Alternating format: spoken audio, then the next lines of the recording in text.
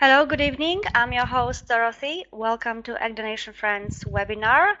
I hope you can hear me well. Let me know in the comments in the chat section. Today's topic is number of guaranteed eggs versus number of guaranteed embryos. What's the difference?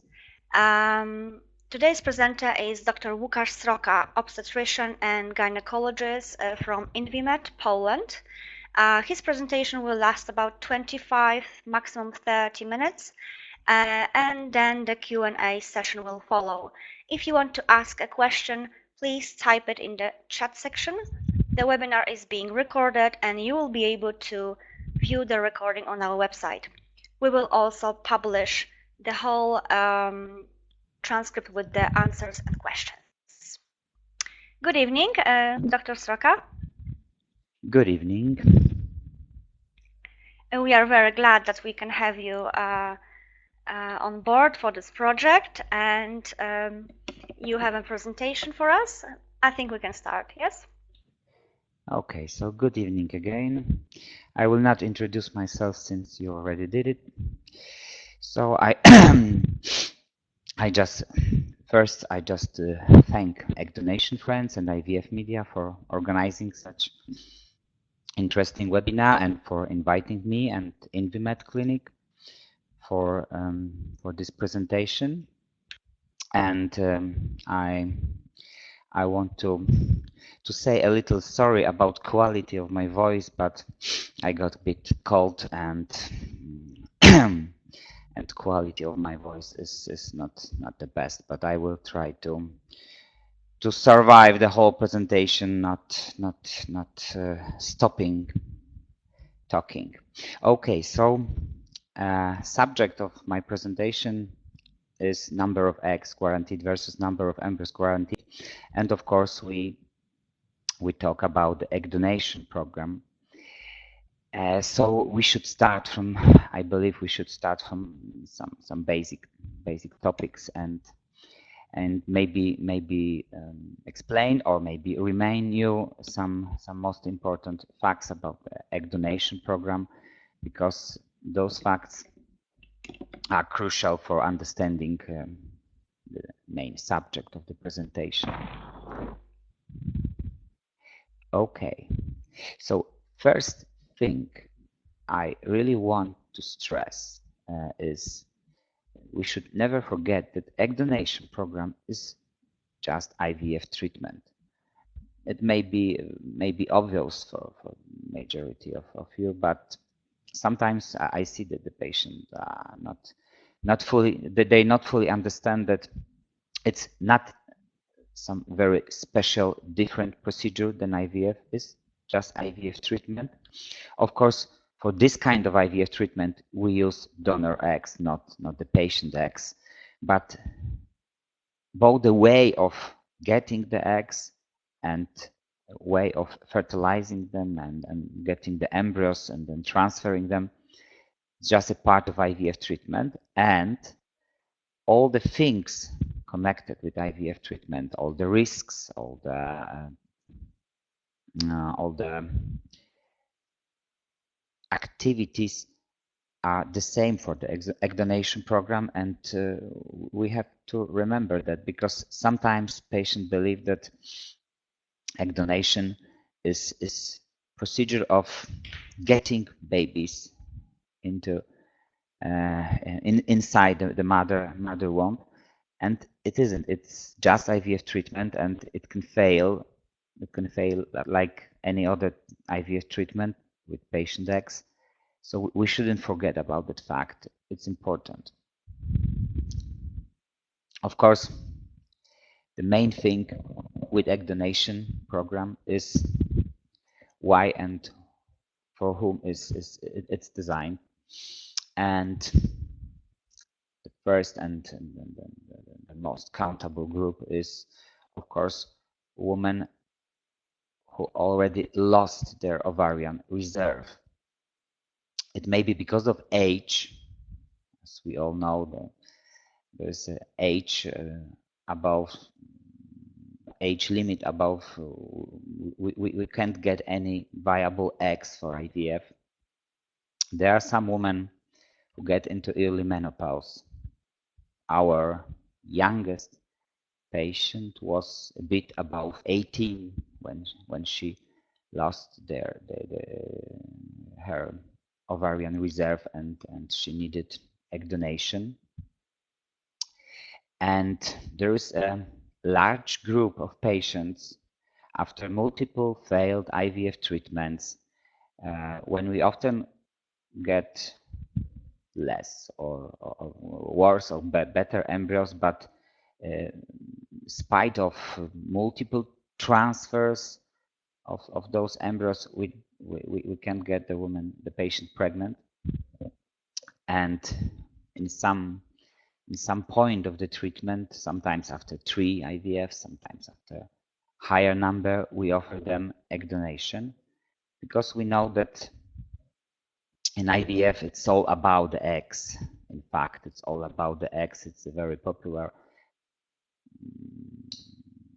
paraphrase. And when we have problems with getting a woman pregnant, we sometimes we have to substitute eggs with the donor eggs. Of course, also some kind of surgeries or other treatments with reduce ovarian tissue, ovarian reserves are also indication for donor eggs. So, as I said, egg donation is IVF treatment. So first, we have to get the eggs. And to get the eggs, we need a donor. Of course, there are some well accepted, worldwide accepted donor selection criteria. And the most important, of course, it's age. We try to have, we try to select donors as young as possible. Usually the age limit is between 30 and 35. Sometimes it's below 30, but somebody can ask, why not younger donors? For example, when we talk about the sperm donors, they are usually in age about 20, 22, 25. But it's connected to the second selection criterion. It's parity. The word means how many children donor already have. Because for egg donation, we need a woman with somehow confirmed fertility. And children are the best way of confirmation for fertility. So from one side, we want as young as donor as possible. From the other side, we want them to have some children. And nowadays, it means that the medium age of donor would be about 30, because usually in this age, donor can have 1 or 2 children. Of course, we have to screen the donors, and there is a lot of medical checkups, medical tests performed on donor before she will be selected for the program. It includes, of course, genetic screening of the donor. You have to know that now we know about 8,000 genetic diseases we can diagnose with some tests. Of course, it's not possible to check every donor for 8,000 genetic disorders. So we do some basic tests like a karyotype, like checking for the most common monogene diseases. And the factor I mentioned before, the parity, the number of children, it's also kind of genetic testing, because if we know that those children are healthy, it's some kind of test too. And of course, wide medical background, including some habits like smoking, drinking, diseases in history, diseases in family. It's also very important for donor selection. So it's not very easy to to become a donor, in fact. And it's important also because, as I said, egg donation is IVF, so we need to stimulate the donors. We need to perform a half of IVF procedure on the donor. As you know, maybe even experience it, the first part, so it means donor preparation for IVF treatment.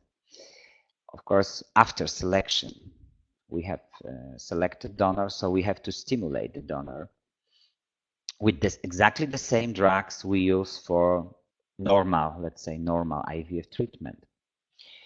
And of course, we want to have as many eggs as possible from the donor, but on the other side, we have to keep them safe. So safety is very important factor. We don't want to overstimulate the donor anyway. But aside this happens, the protocols are designed that way that we can get as many good quality eggs as it's possible without harming the donor. And we can use special protocols because we will not transfer embryos to the donor. So we can use protocols which are designed for cycles without the transfer. The next topic, oocytes quality versus quantity.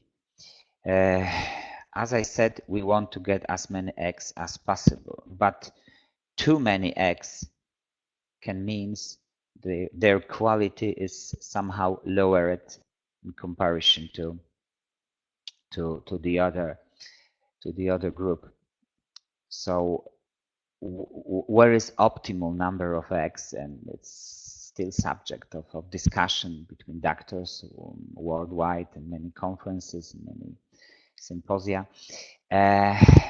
We believe that number between 50-25 eggs is some kind of compromise between quality versus quantity.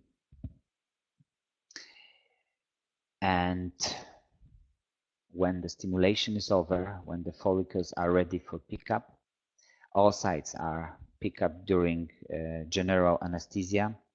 So we have to put the donor to sleep, and this procedure is much more harmful to the donor, to the egg donor, than, for example, procedure of sperm donation, which is quite, we can say, pleasure for the donor.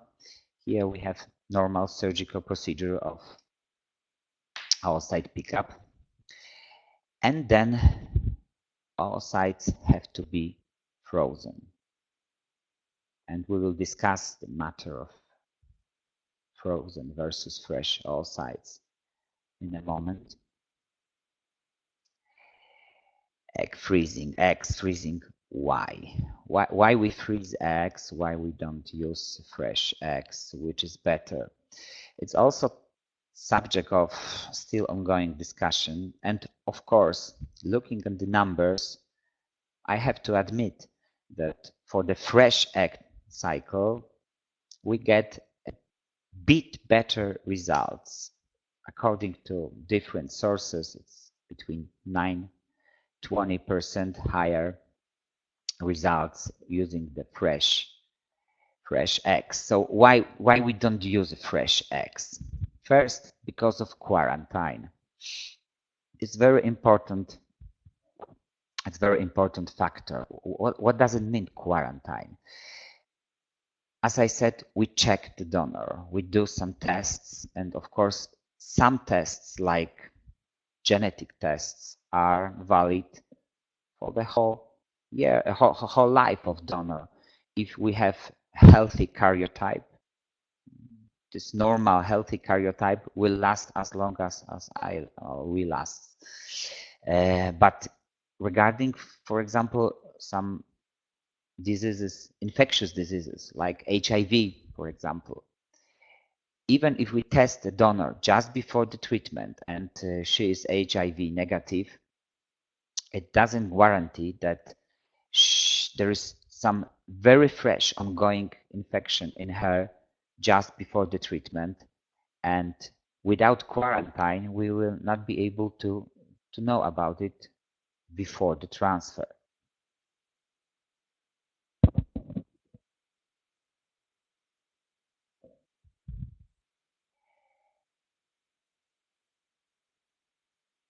And when we put the eggs into freezing process and we will wait several months, we can check the donor again. And if she's still, for example, HIV negative, we are sure that the eggs are also safe for the recipient. So this is quarantine, and the quarantine is directly connected with safety. What does it mean, no missed cycles? When we use the fresh eggs cycle, we have to synchronize both donor and recipient. The transfer has to be done in the same cycle as oocyte pickup. And it's really hard to accomplish in reality, because very often recipients are patient after 40, and they often have problems with their endometrial thickness. They often have problems with endometrial stimulation, and it leads to situation when, for example, we have eggs after pickup. We fertilize them with the sperms, and we are not able to do the transfer because on the recipient side there are some problems. So we have anyway we have to freeze the eggs, or we have to freeze the embryos, and we have missed cycle. With using frozen eggs, the number of missed cycles is much lower. As I said about efficacy, we will discuss it much in a moment in broader spectrum, but this is a factor which, for the first look, it's like against eggs freezing, but when we talk about the egg donation program with some warranty of embryos, you will see that efficacy can be also very good for eggs freezing. Of course, there are some legal issues too. In some countries, it's not possible to use the fresh embryos because of legal issues. For example, in Poland, we have some requirements for the patient regarding example, infectious diseases screening, and it's also much safer from the legal point of view to use the frozen eggs. As I said, regarding donor matching and recipient, we have to look, because of legal issues, we have to look at phenotype, including blood group. And very often we have also extra data for the patients, like history of the donor, some interest, hobbies, even photo, maybe not actual, but for example from childhood. And when those information are really important for many patients. They want to know something about the donor. They want to the process of donor selection, donor matching is important for patients, and to be sure that they will get this not different donor, we have to use the frozen eggs, because in fresh egg cycle it can be very possible that selected donor will fail, or the recipient will fail, and we will not be able to match the first selected donor. We will have to select, and we will have to use different donor, and the patient will lose all the information from the matching process. So maybe few information how it looks in Invimed. For egg donation, of course, we start with qualification visit. With qualification visit, and we discuss with the patient all the process topics. We discuss their medical history. We perform the examination and laboratory tests. Not every patient is patient for egg donation process, and there is many pitfalls, many things in the patient medical history which can make the results of egg donation process much lower than normally. So we have to know it all before the treatment will start, and we have to tell it to the patient. For example, some disease can be also harmful for embryos from egg donation, and treatment can fail. So it's very important to discuss it all at qualification visit. Then patient with help of doctor can choose preferred egg donor. And as I said, this catalog choosing process is very important for the patient. And using frozen eggs, they are sure that they will get the eggs from the donor they selected, because those eggs already exist. They don't have to be harvested.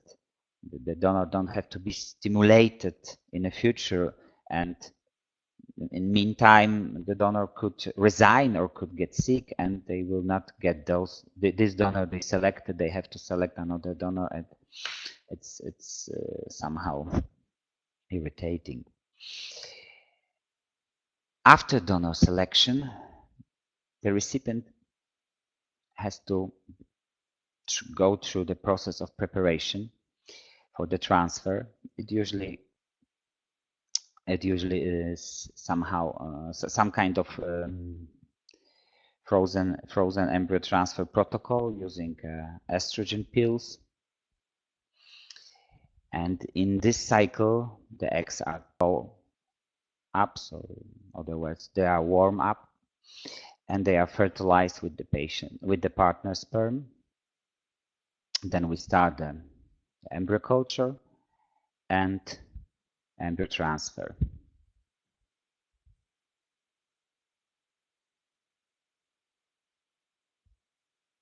So as I said before, on the recipient side, we have egg thawing, we have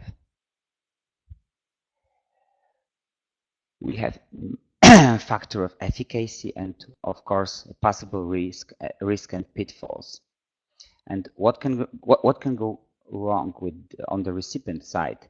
We can have some problems with endometrial thickness, but then we can resign of egg thawing in this cycle. We can postpone it to the next cycle.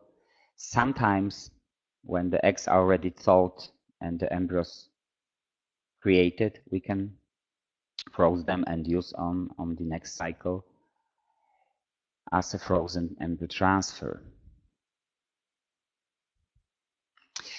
We have to remember about a very important factor, which is sperm quality, because donated eggs are just one side of the IVF treatment. On the other side, we have sperms, usually from the partner of the patient. Sometimes it's also donor sperm, but the sperm quality can also affect the outcome of egg donation program, the number of embryos we get.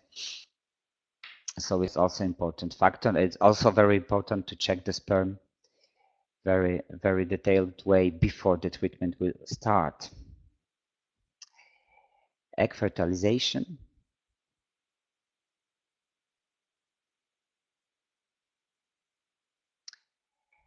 And then we start the embryo culture. We use, of course, worldwide accepted embryological morphological criteria for assessment of embryo development. And then we will select,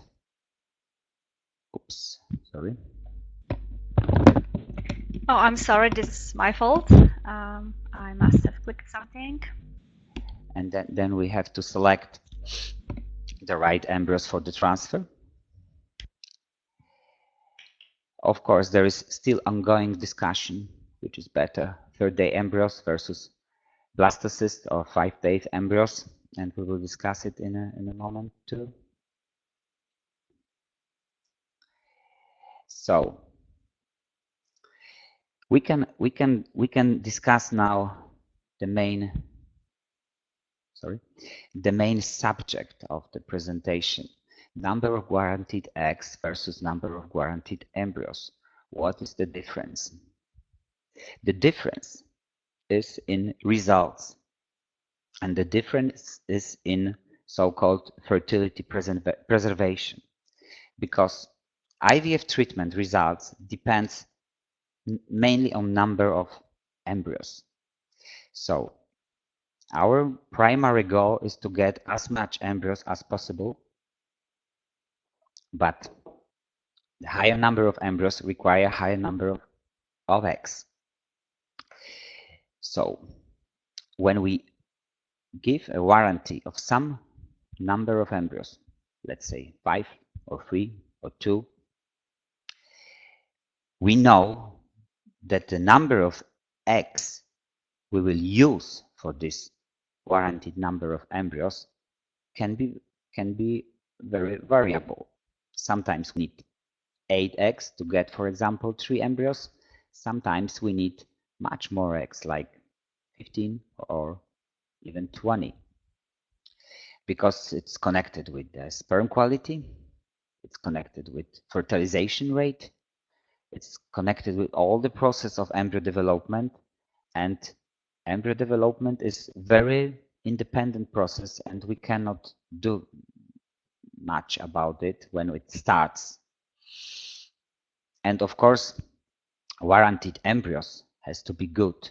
So the morphological criteria are very important. It's not just number of embryos we will get. We want to get good embryos in a number we warranty. So we usually select, for example, for day 3, embryos between 6 and 9 cells, so-called blastomers, and with grading 1 or 1 to 2, and because they are good morphological embryos which can result in pregnancy. The higher number of embryos, it also means not only higher pregnancy rate, but also more pregnancies with one donor. And it can be very important for the patient who don't have any children and want to have more children than only one, preferably with the same donor.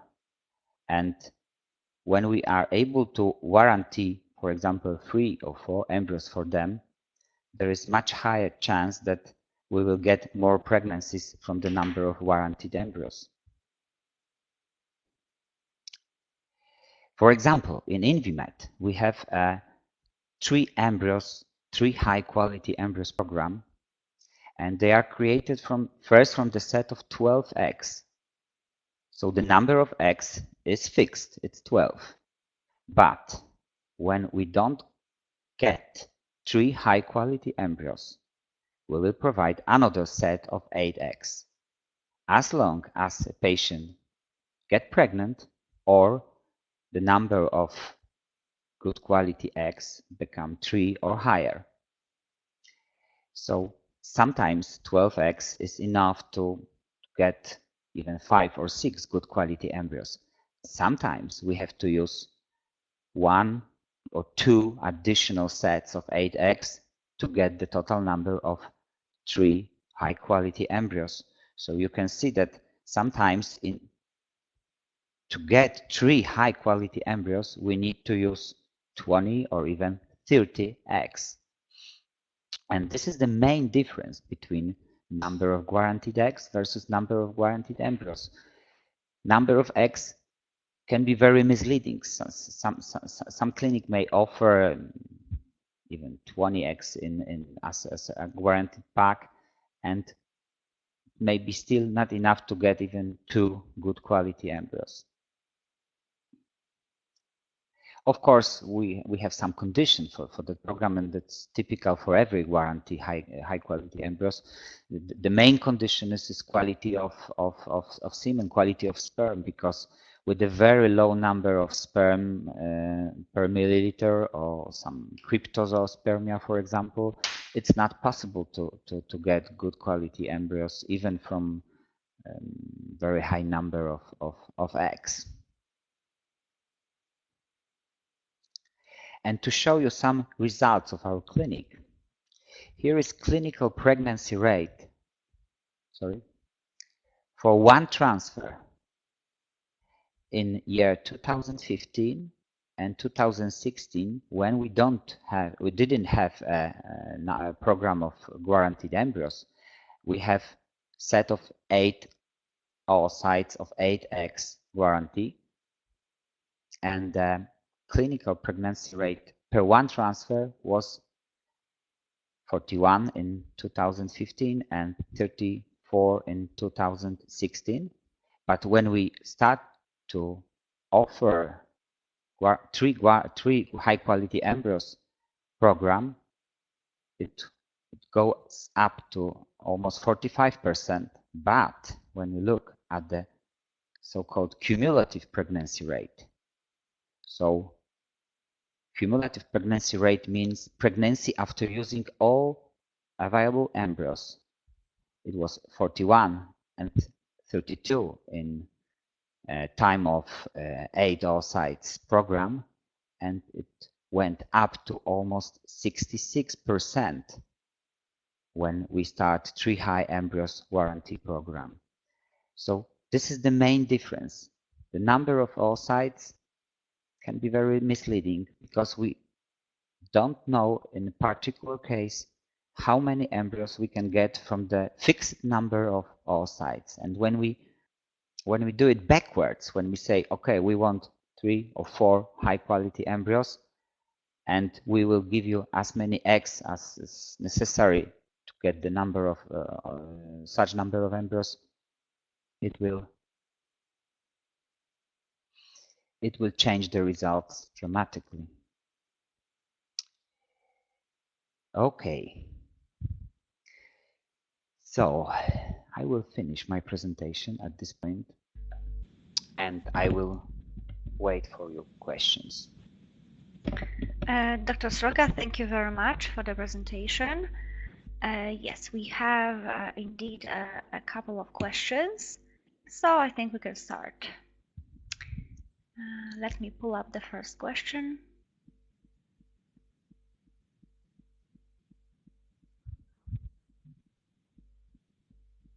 Just one moment.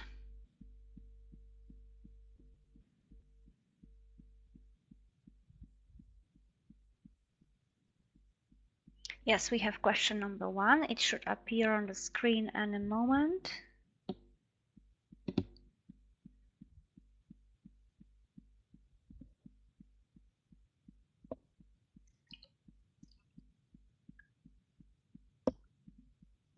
Oh, okay.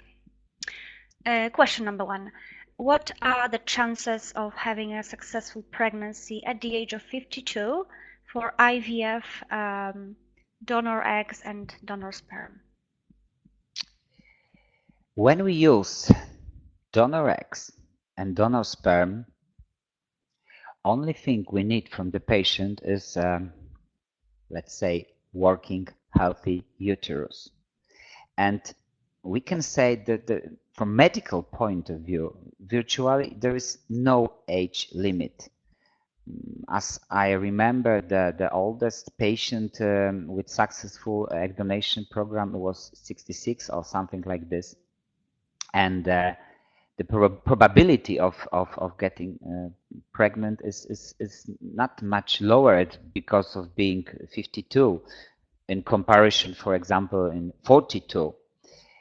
Of course, in many countries, in many clinics, there are some code of ethics, some legal issues which are limiting the highest age for which egg donation is possible. For example, we at Invimed we have age limit for 50 years old patients, but it's more from ethical point of view than from medical point of view. From medical point of view, if you have, for example, 3 or more high quality embryos, the probability you will get pregnant is still about 50–60%.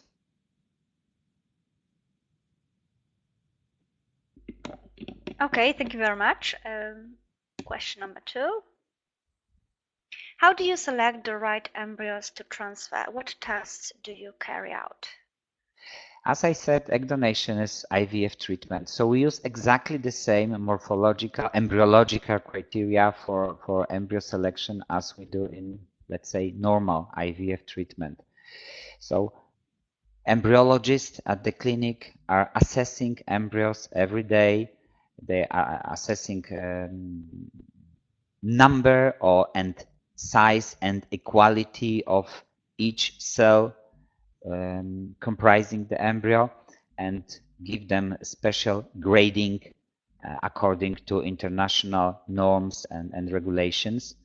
And there are well accepted, worldwide accepted criteria, embryological, morphological criteria for embryo assessment. So we use the same criteria they are used in normal IVF treatment. We usually don't carry any tests, any invasive tests on embryos for especially for egg donation. If you mean, for example, PGS screening, the main reason for PGS screening is old age of patient, but in fact it's not a question of patient's age, but the age of all sites.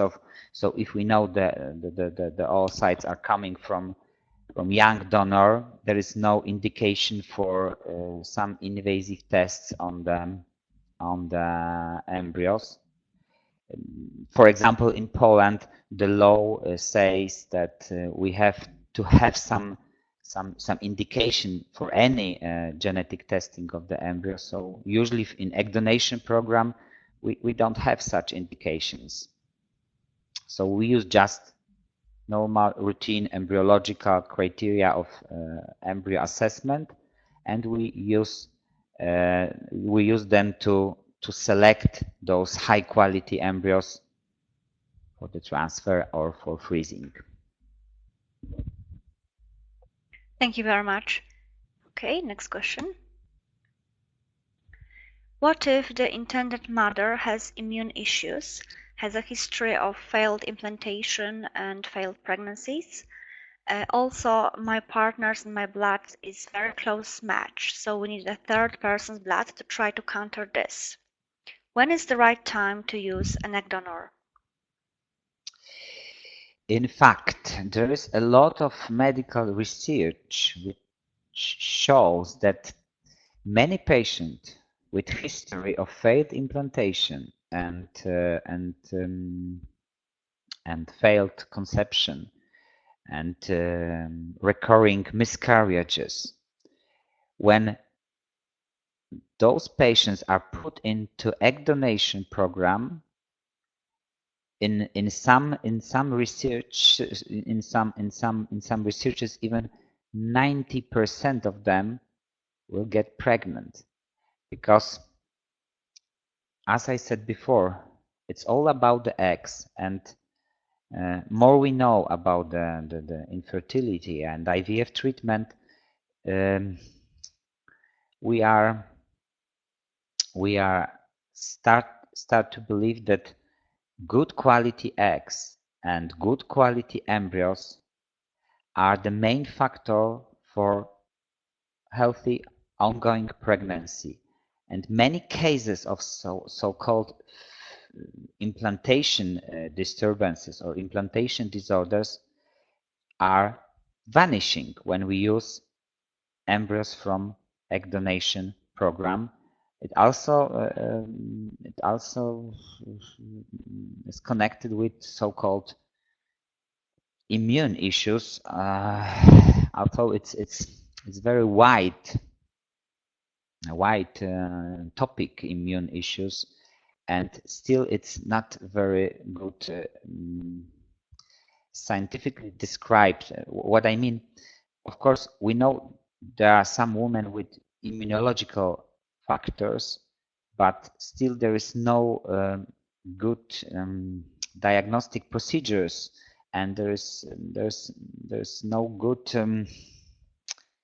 there is no even there is no consensus how to diagnose and how to treat many of so-called immunological issues.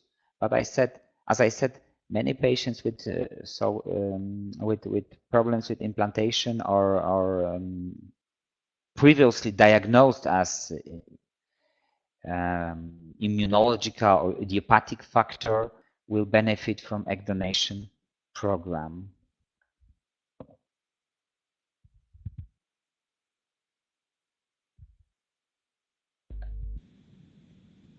Hello, can we hear Hello? you? Yes, okay. Yeah. Thank you very much. Okay, we have another question. Okay, that's a long question.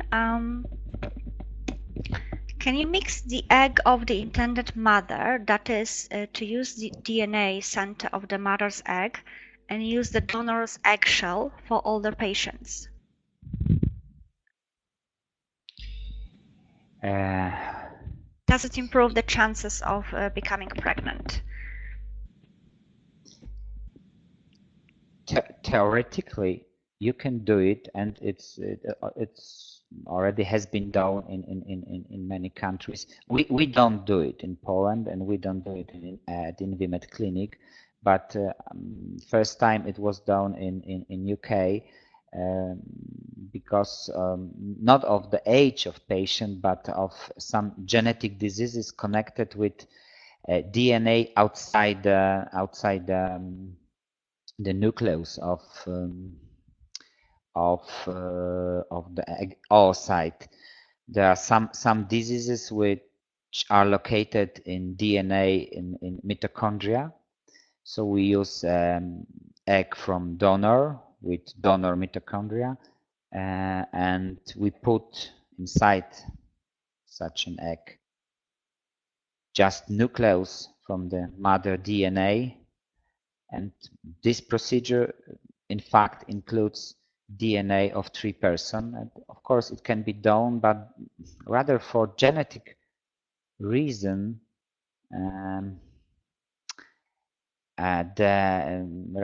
for genetic reasons than for the age of patients, because as the patient is getting older, the DNA of nucleus of oocytes of such a patient is also getting, let's say, older, and the DNA is becoming somehow shattered, somehow harmed. And when we put such nucleus into donor egg, such oocyte still can be abnormal, still can have abnormal number of chromosomes, and it will result in bad embryo or no pregnancy, or pregnancy with some inborn problems. So we don't carry out such technique, but such technique can be carried out from different reasons than age of the patient. It will not help for all older patients. Okay, thank you very much. Next question. Would you recommend tandem treatment? Tandem treatment.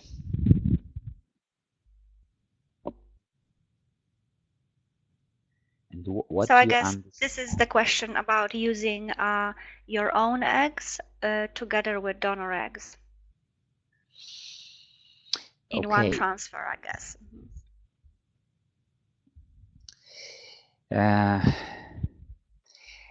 I'm personally against any combination or mixing. So we have to decide if a patient is still able to be subject for normal IVF treatment, and if the eggs from the patients are viable and their number is enough to get some good embryos and finally pregnancy. And if so, okay, let's try one more IVF treatment. But if factors like patient's age, number of previously failed treatments, IVF treatments, the level of ovarian reserve, or any other factor is telling us that the next IVF treatment has very low probability of success, then we should maybe decide not to do it, but to go to egg donation. So first, normal IVF treatment as many times as it's possible from the patient point of view, from financial point of view, from medical point of view, and when we see that next treatment is not going to give us success, we can go to egg donation. But mixing in a one cycle patient eggs and donor eggs, personally I can't see any benefits for it. I see. Okay. Thank you very much. We have a couple more questions. Okay, so this is in fact the same question, tandem treatment pros and cons. So this has been already answered. Next question. Is egg donation completely anonymous in Poland? Yes, it is completely anonymous in Poland, and it has to be completely anonymous because of legal issues. So there is no possibility for the donor and for the recipients to know each other, their data, which could lead to identification of such person. Okay. Because we use frozen eggs and we separate physically donors from the recipients, it's quite easy to accomplish. And of course, we don't accept any ideas like family donors or own donors because of legal issues mainly. But it's also, from ethical point of view, it's much better for the donor and for recipient to not know each other. And we know many cases from history when, for example, family donors, in first place, it was very helpful to have family donor, for example, younger sister, and then in many cases it went somehow wrong. So it's from ethical point of view, it's much better. Anonymity is much better, and from legal point of view, we are obliged to only anonymous donors. Okay, thank you very much. It's very straightforward in Poland. Okay, do you recommend embryo adoption?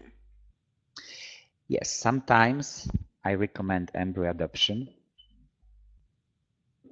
For example, when we have couple which has to use donor sperm and donor eggs, and from, for example, financial point of view, they are not able to participate in egg donation program. Embryo adoption is quite good solution.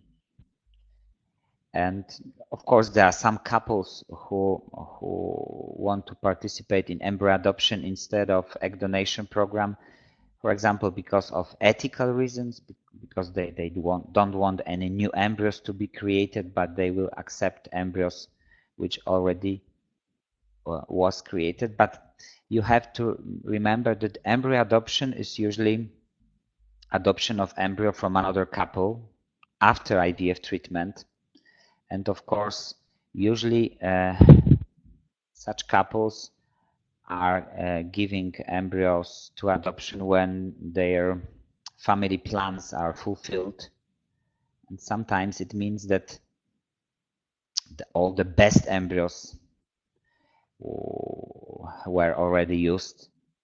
So, and we have to remember that those embryos are coming from couples after treatment with some problems, infertility problems. So sometimes their let's say viability is not so good like embryos from egg donation. So generally speaking, in majority of cases, I will recommend egg donation program for couples with no own eggs, egg donation program with partner sperm, or egg donation program with donor sperm. But in some cases, embryo adoption can be also recommended. Thank you very much. Next question. With IVF with donor eggs, what is the maximum age for the woman recipient? As I said, from medical point of view, there is no limit. Probably when we would prepare a 70 years old healthy woman, it will be also possible to get her pregnant. But majority of clinics set some ethical limits. Sometimes it's 50, sometimes it's 55. In some clinics there is no age limit, especially in US, I believe. But sometimes it's also a matter of legal issues. As you know, there is more than few cases of uterus transplant in the world, and in these cases, for example, mother gave her uterus to her daughter, who has her own uterus removed because of disease. And such uterus, after transplanting to younger women, after hormonal preparation, after hormonal stimulation, was able to accept patient embryos and to develop pregnancy inside. So from medical point of view, there is almost no age limit in many clinics. As I said, there is ethical limit. For example, in Invimed it's 50. Okay, thank you very much. Next question. When a baby is conceived using donor eggs, what percentage of the mother's genes does the baby inherit?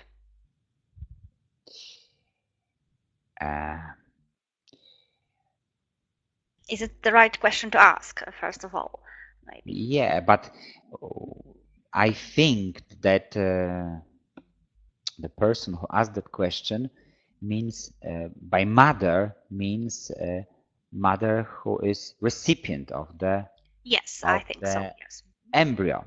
So from strictly genetic point of view, there is no mother's genes inheritance, because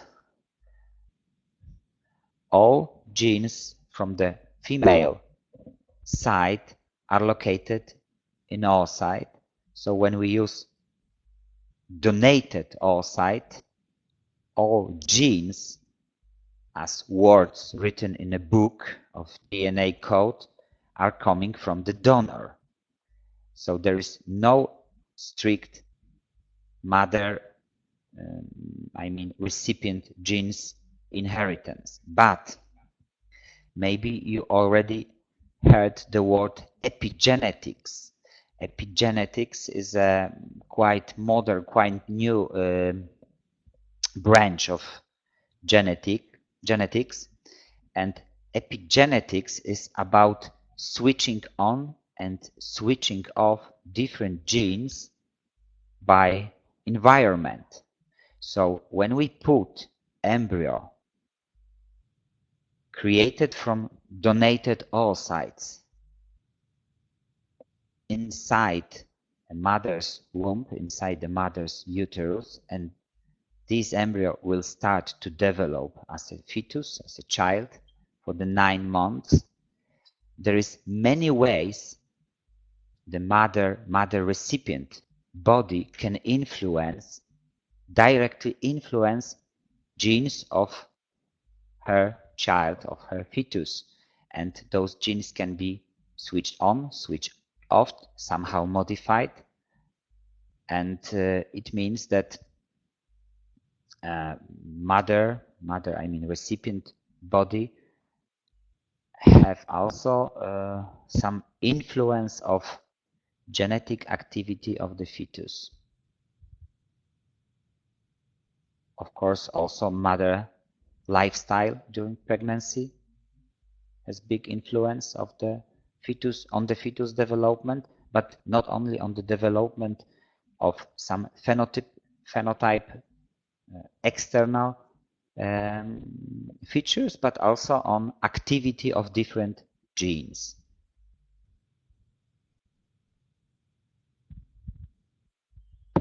Okay, thank you very much. We have plenty more questions. Are you able to answer them? We can still go on for another 15 minutes if you wish. Yeah, okay. What is the age cutoff for using partner sperm?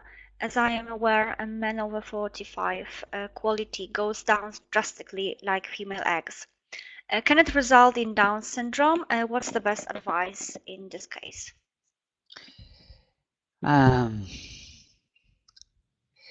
45, I think it's a bit. It's not so low.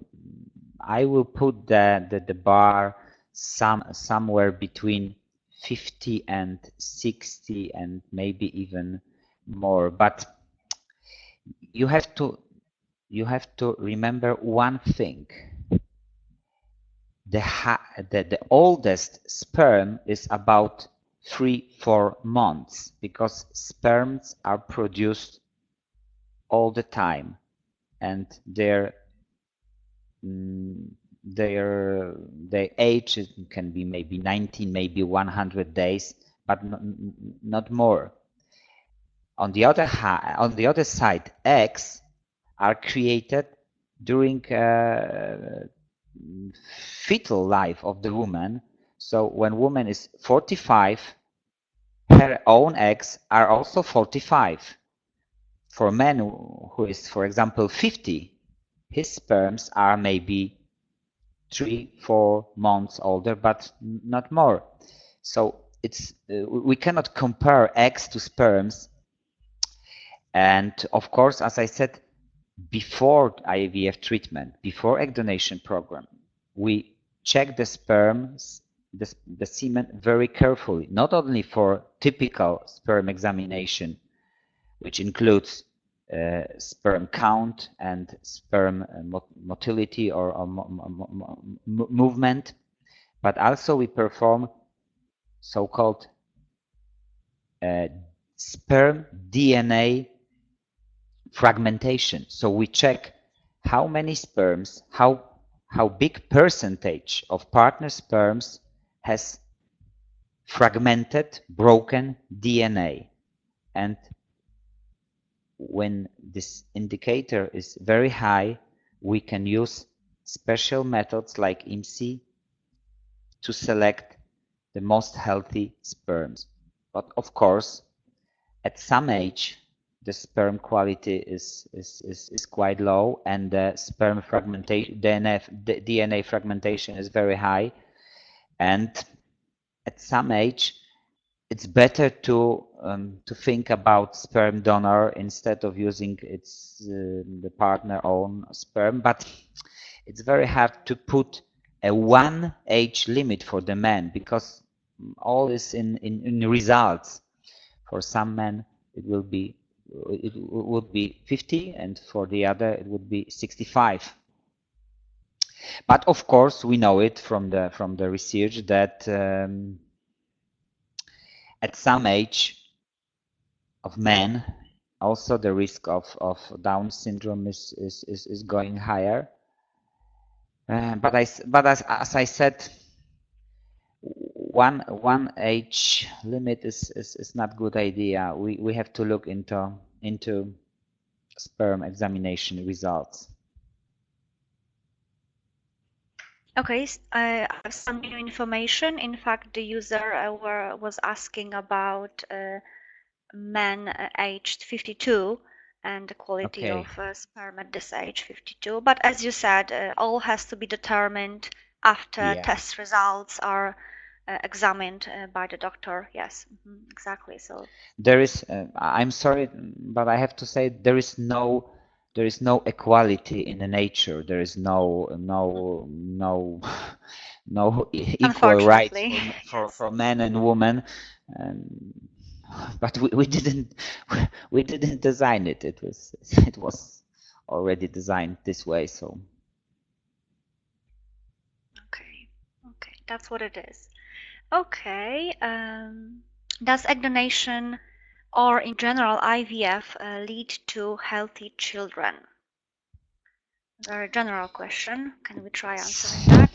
it's very general question.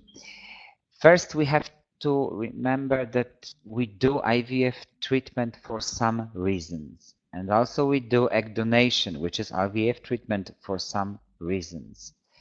And those reasons can be independent factor for example, increasing some risk for the children. For example, when we do IVF for patient with some male genetic disorders like CF, TR mutation, we know that this mutation can be passed to the children and result in the same problems in male children. So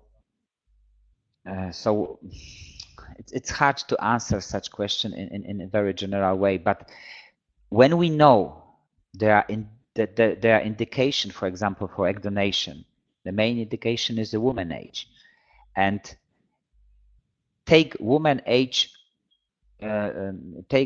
age, for example, 44.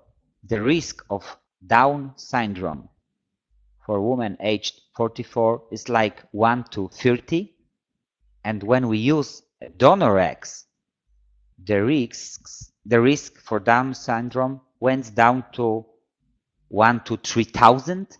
It's many times lower. So when there are indication for egg donation, we can say that those indications leads to higher chance for having healthy children.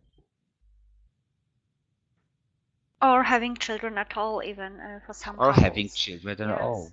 Exactly. Okay. I can see Monique is asking about the contact details of the clinic. So I think Monique, we can put you in touch with the clinic and you will be able to email Dr. Sroka and ask him your own questions after the webinar. Is that okay? Will you be able to answer some emails later on? Okay, fantastic. We can answer. Okay. Also, you can visit the clinic's profile on our website. After the webinar, you will be automatically redirected to the clinic profile, and then you can contact the clinic as well. Okay, we have, I think, a couple of questions which can be answered right now. Which tests can help to know whether egg donation is a proper treatment?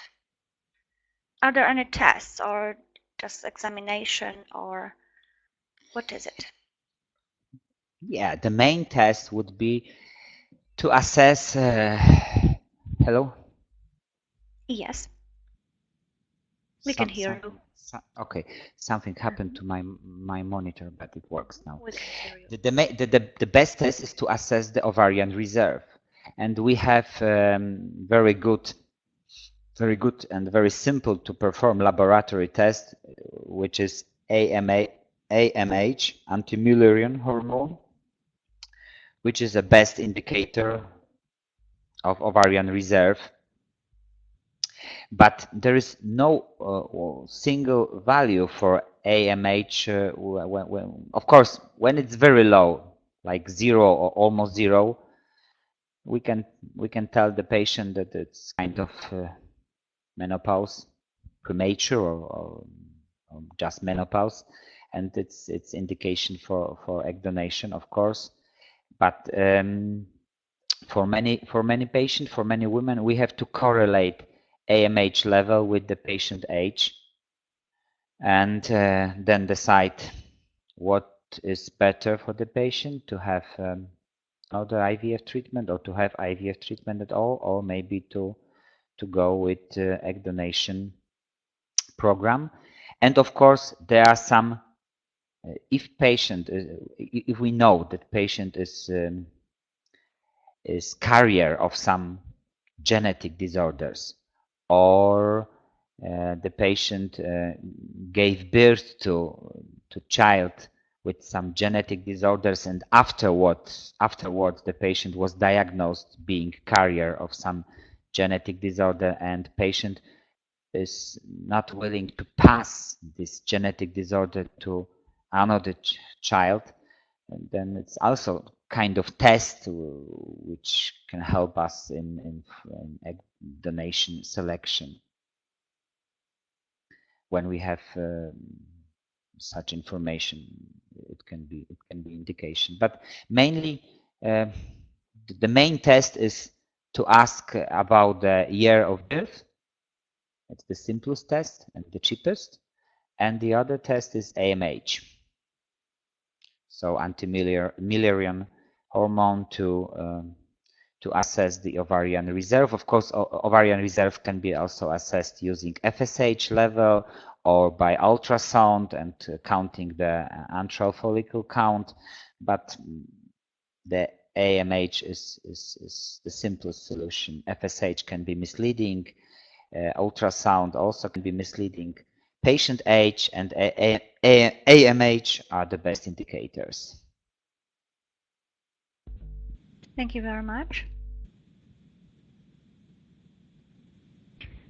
There's the question about stem cell instillation. Do you do this type of technique, and have you got any studies?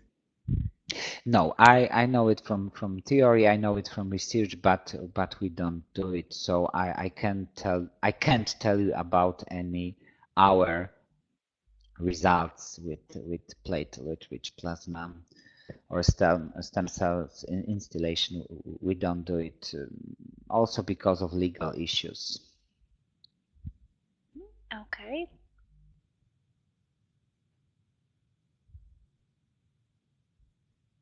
Thank you very much. One more question. This is a question from Monique about eggs. Can a patient just purchase oocytes from your clinic and have treatment elsewhere? I think this is the question about. Yeah, I think no, because it's not possible, mainly because of legal issues, because we don't trade eggs. It's not a kind of thing you can trade in Poland, so it's not possible to sell eggs. We have a bank and we have eggs in the bank for the treatment of our patient, but we are not selling it to the other countries. But of course, there are in the world there are eggs banks which are exporting eggs to different countries. So it's possible to find such an institution and to contact them. Sure, but of course, if you want to have treatment at the clinic, it is possible, but buying eggs only is not possible. No, it's not possible. Of course, we have a lot of patients from abroad, mainly from Europe, but I also had some patients from United States. But all the treatment, all the embryological treatment, I mean, eggs warming, eggs fertilization, embryo culture, embryo transfer, has to be performed at the clinic. Exactly. Thank you very much. One more question about egg donors. Are your egg donors all white, or are they from different backgrounds? Our egg donors are so-called Slavic phenotype, so they are white, pale skin, typical phenotype for so-called middle Europe. We don't have donors from different backgrounds, mainly because it's quite complicated, and there is no special demand for such donors from our patients. We have mainly patients from Poland, Germany, and surrounding countries, so from Central, Middle, Western, Eastern Europe, and the typical phenotype is rather Slavic or something like this. So as far as I know, we don't have donors. Also, we don't have in our clinic. I believe we don't have Chinese donors. But of course, it's all matter of demand and supply. There will be more patients from different backgrounds. Maybe there will be a need for also donors from different background. But I had few patients with let's say different skin color, and they in fact they were interested in rather in white donors. So I cannot tell there is a high demand for different backgrounds for donors in Poland now. Okay, thank you very much. So these were two questions in one. Another question. What's the legal situation when using donor eggs in Poland? What exactly does it mean to the recipient woman couple if they are not married? Is the fact of a pregnancy with donor eggs in Poland registered somewhere? And is this information available to anyone? Regarding legal situation using donor eggs or donor sperm, because it's from the legal point of view, it's the same situation. The Polish law says that couple either has to be married or they have to make some legal statement at civil office that they will accept a child from such procedure as their own child. So we can say it's not a big problem for the couple who is not married to participate in egg donation program. They don't have to marry each other. They just have to make some legal statement that they will both accept child born from such procedure. And of course, fact of making such a statement is registered at some legal office, but it's kind of privileged, secret information, and it's not kind of public information available to anyone. So. Okay, I think that answers the question. Yeah. Yeah. Okay. Where do your donors come from? Do you get also frozen donor eggs from abroad or other clinics or egg banks? Or do you use only eggs from donors that you pick up in your clinic? Invimed is cooperating with Intersonal egg donation bank, and we get eggs from this bank. And as I said, donors are from Central Middle Europe. So we don't pick up our clinic by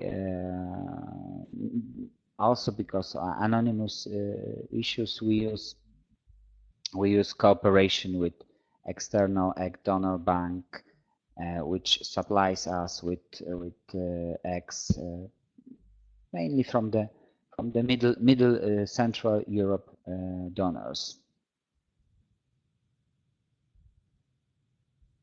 Thank you very much. Next question. Is there a correlation between the quality of the embryo and getting a healthy child? That's a very interesting question, because it can be answered both yes and no.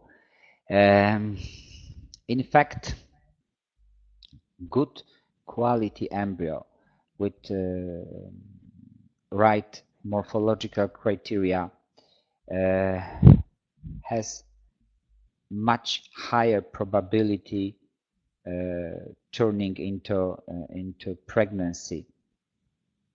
But it's we cannot say it's a warranty for healthy pregnancy, because a lot of things can happen in the early stages of pregnancy, and even good quality embryo can result finally in some disorders. But from the other point of view, we don't transfer bad quality embryos because they are connected with higher risk of some genetic disturbances, some genetic disorders. So we can say that there is some correlation, but still the methods of embryo quality assessment are far away from perfect, and we still working on it worldwide in many scientific labs and many scientific researchers projects to find the best method to assess embryo in aspect of getting healthy pregnancy. Okay, thank you very much. I think these are all the questions. I can see one more user is typing a question. We can wait for her. And we will be slowly finishing if there are no more questions then.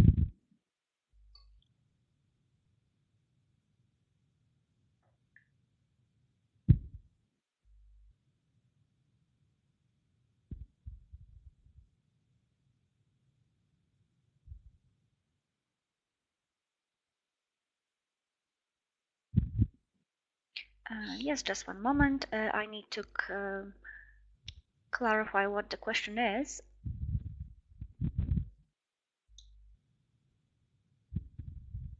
Dawn, could you ask the question again? I'm a little bit confused what you're asking.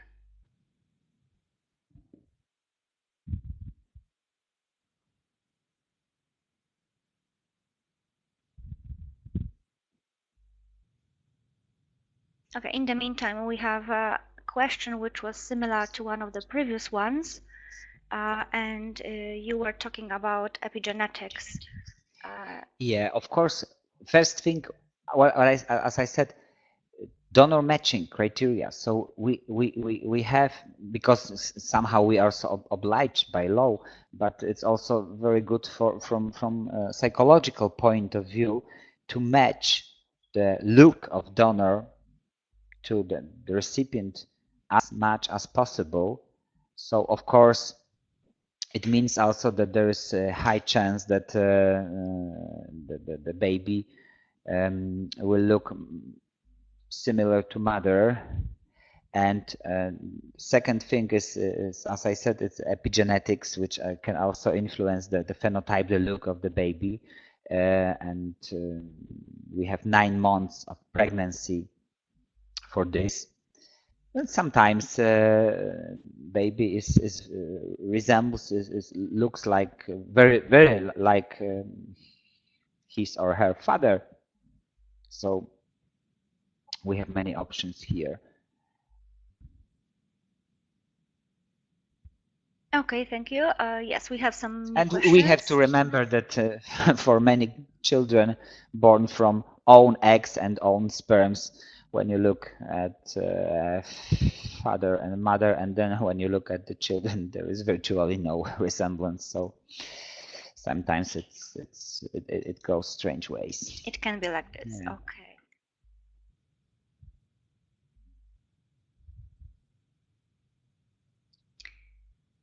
Okay, there's so many questions that Hello?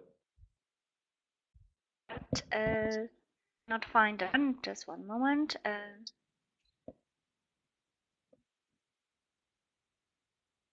Yes, we have a question from Dawn. If the egg donor's egg is good, but the intended mother's uterus has some anomaly, problems, I think the user meant unhealthy child, yes? Or some problems? Okay. Can you hear me? Because I have some problems with the. I can hear you. Okay. Can everybody hear the doctor? Okay. Yes, I think we are So connected. I will answer it like this. If only reason for egg donation would be some uterus anomaly like unicorn uterus or double uterus or something like this, then egg donation may not be very helpful in comparison to normal conception or IVF treatment.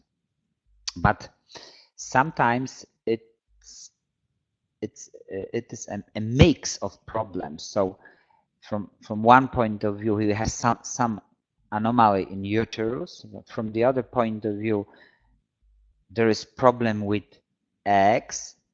Sometimes it's because of the same reason. For example, some genetic disturbances. Those genetic disorders, those genetic disturbances can from one point from one side lead to uterus anomaly, from the other side to egg quality. And then when we use good quality embryos from egg donation, we can count on a bit higher chance for implantation of such good quality embryo. And we have to remember that the quality of embryo is crucial and the most important factor for pregnancy and for implantation.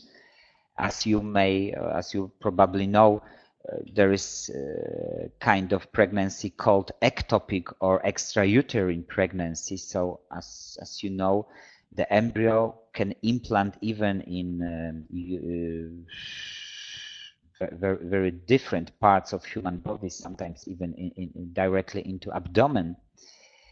So the potential of embryo to implant and to develop is very high. And when we have good quality embryo and some small uterine anomalies, the good quality embryo can be beneficial for pregnancy. And of course, sometimes it's possible to correct such anomalies by surgical methods and then perform IVF treatment or egg donation treatment. But of course, egg donation is not a medication for uterine anomalies. I mean that the patient is healthy and young, and the only problem is some kind of uterine anomaly. Egg donation may not be the best tool for selection for the first treatment line.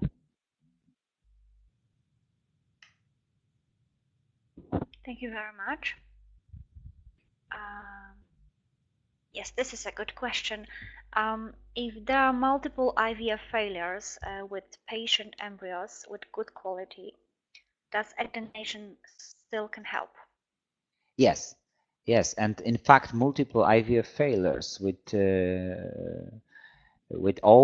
patient eggs is one of the main indications for egg donation. And as I said in my presentation, we believe, and it's of course it's scientifically proved, that many of such called implantation failure cases can be resolved just by using egg donation. And we have patients after multiple IVF treatments. I can recall the patient after 10 unsuccessful IVF treatments, a few of them in Germany, a few of them in Denmark, and the egg donation become crucial, beneficial for that patient to get her pregnant. So yes, it can be helpful because, as I said, everything is in eggs, and good eggs means good embryos, and good embryos can implant virtually almost everywhere. Thank you very much. Okay, I think we will be finishing our webinar. If you have any more questions, you can email them to me. My email is dorothy@ivfmedia.org, and I will be happy to forward them to the doctor.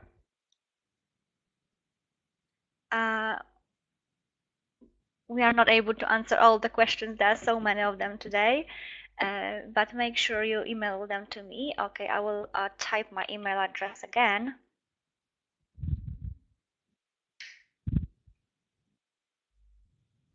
It's dorothy@ivfmedia.org.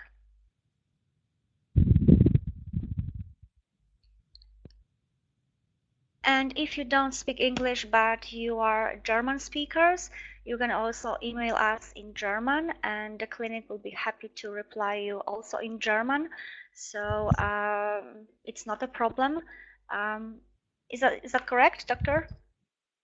Yeah, we have a German translator at our clinic available for the patient. So if you want to ask the question in German, you can ask the question in German, and you will also receive the answer in German. Mm-hmm. Fantastic. Very convenient for German patients. Okay. Dear all, thank you very much for taking part in our webinar. We are very happy that you decided to ask so many questions, and this means that the topic is interesting for you. This means that we are doing a great job to keep you informed. And Dr. Sroka, thank you very much for a lovely presentation and for answering all the questions. Oh, thank you for your time and for all the questions and for listening to me. And once again, I would like to, sorry for quality of my voice, but it's totally independent on me. Okay, we hope you will get better soon. Okay, thank you. Okay. Okay. Thank you very much. As usual, you will be able to view the webinar recording on our website, and you will be able to read the answers as well. Thank you very much. Welcome. Okay. Good night. Night.